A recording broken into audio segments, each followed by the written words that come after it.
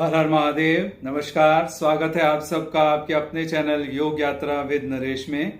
पिछला वीडियो हमारा अहिंसा पर था, जो कि पहला यम है। आज का वीडियो हमारा दूसरे यम पर है, जो कि है सत्य। तो आइए जानते हैं सत्य के बारे में योग दर्शन क्या कहता है। तो आज हम बात करते हैं सत्य के बारे में, सच के बारे में। तो सच का मतलब क्या है? मोटे तौर से अगर देखा जाए तो सच का मतलब है कि हमेशा सच बोलना। अगर किसी से पूछा जाए कि भाई सत्य का क्या मतलब है, तो वो क्या कहेगा? हमेशा सच बोलना और कभी भी झूठ नहीं बोलना। तो सत्य क्या हुआ? सत्य ये हुआ कि मैंने अपनी बुद्धि से एनालाइज किया, कोई चीज देखी, उसको मैंने अपनी बुद्धि से एनालाइज किया और पीछे हुए अनुभवों से मैंने ये जाना कि ये चीज ऐसी है, और उस चीज को वैसे का वैसा ही आके दूसरे को बता दिया। तो ये हुआ सत्य। ठीक है, ये मोटे तौर से सत्य की ऊपर ऊपर की परिभाषा है। इसके बाद नंबर आता है कि सत्य के लाभ क्या हैं। क्योंकि अगर मैं हमेशा सच बोलूंगा, मान लो मैं किसी को कहता हूं कि हमेशा सच बोलना चाहिए, सत्य में प्रतिष्ठित रहना चाहिए, तो वो मुझसे पूछेगा, चाहे हमारे बच्चे हों चाहे कोई और हो, वो हमसे पूछेंगे कि सच बोलने का फायदा क्या है। तो योग दर्शन में आता है कि जो व्यक्ति पूर्णतः सत्य में प्रतिष्ठित हो गया है, मतलब कि अब उससे झूठ निकलता ही नहीं है, वो उसके स्वभाव में आ गया है, तो पूर्णतः सत्य में प्रतिष्ठित हुए व्यक्ति की बातें सच होने लगती हैं।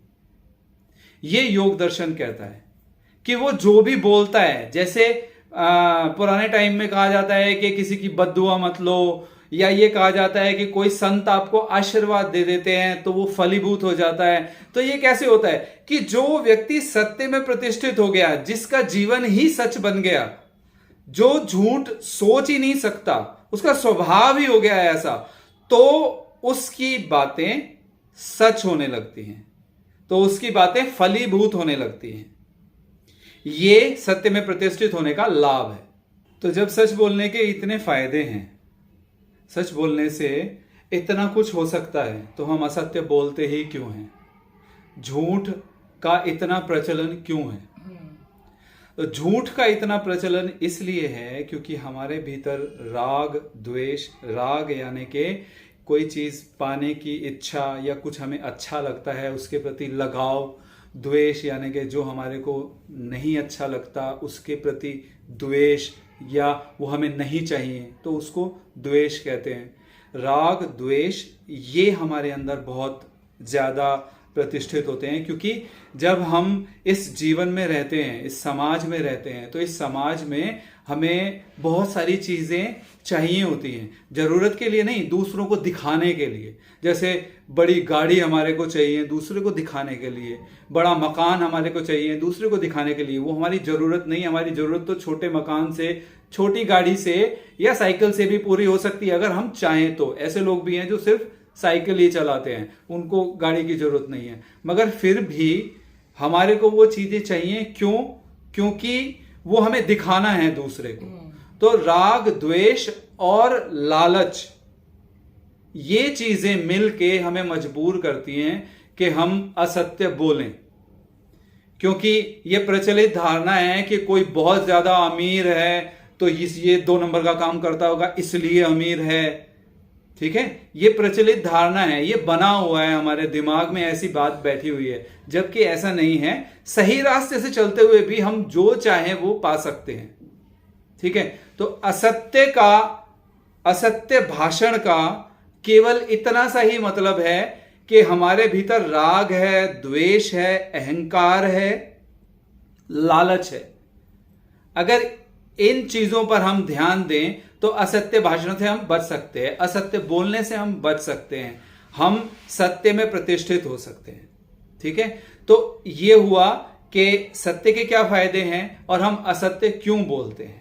अब आ जाते हैं योग दर्शन के ऊपर कि साधक के लिए क्या फायदा है, क्योंकि साधक को नहीं चाहिए कि मेरी कही हुई बातें सच हो जाएं। ये एक आम आदमी तो सोच सकता है कि हाँ भाई बड़ा मजा आएगा इस चीज में कि मेरी कही हुई बातें सच होने लगेंगी, तो मुझे ये मिल जाएगा, मुझे वो मिल जाएगा। हालांकि जो इस तरीके से सोचेगा उसकी बातें सच होंगी भी नहीं।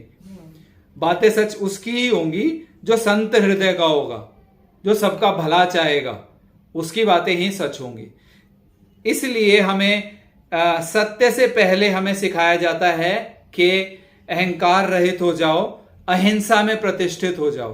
तो जब आप अहिंसा में प्रतिष्ठित हो जाएंगे तभी आप सत्य की तरफ बढ़ सकेंगे। ठीक है, तो साधक के लिए इसका क्या महत्व है?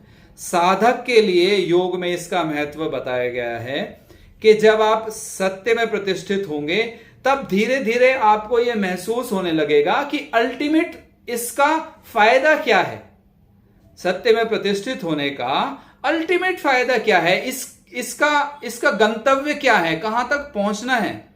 तो धीरे धीरे साधक में ये विचार आने लगते हैं कि मेरा गंतव्य क्या है, मेरा जन्म क्यों हुआ, मृत्यु क्या है, जन्म क्या है, परमात्मा क्या है, ये दुनिया क्या है। इन सारे सवालों का जवाब जानने के लिए वो जब कोशिश करता है तो इसी को कहते हैं परम सत्य। यही चीजें परम सत्य है, बाकी चीजें तो सच और झूठ के बीच में ही झूलती रहती हैं। परम सत्य क्या है? मृत्यु परम सत्य है, जीवन परम सत्य है। ठीक है, जानने वालों के लिए परमात्मा भी परम सत्य है। जो नहीं जानते उनको भी जानना है, वो विश्वास कर सकते हैं, उनको भी जानना है। तो जानने वालों के लिए परमात्मा भी परम सत्य है।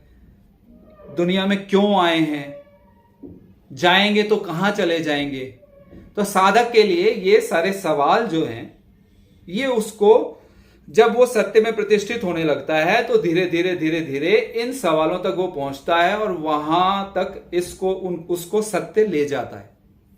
इसलिए सत्य में प्रतिष्ठित होना बहुत ही आवश्यक है।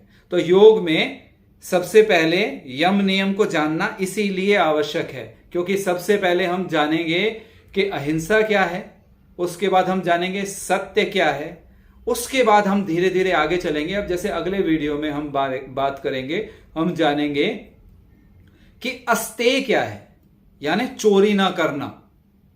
तो चोरी ना करना अगर आपसे पूछा जाए तो आप सिर्फ सीधा से ये कहेंगे किसी की चीज मत लो, चोरी मत करो। तो इसका मेन मकसद क्या है और ये पूरी तरीके से है क्या, इसको हम अगले वीडियो में जानेंगे। ये वीडियो अगर आप लोगों को पसंद आया हो तो इस वीडियो को शेयर करें दूसरे लोगों को, लाइक करें और सब्सक्राइब भी, ताकि ज्यादा से ज्यादा लोगों तक ये वीडियो पहुंच सके। ऐसे ही अगले वीडियो में मिलते हैं, तब तक के लिए नमस्कार।